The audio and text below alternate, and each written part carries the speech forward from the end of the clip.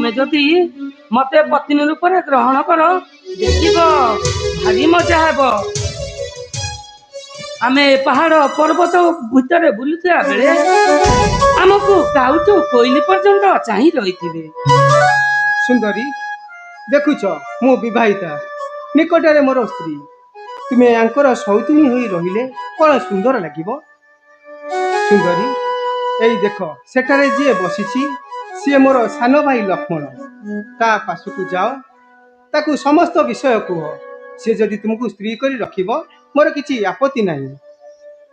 अरे सते तो ये सिना विवाहिता हेले से टोकार तो माइकिना नहीं जाउछि कले बले कौशले तारी पत्नी हेबी।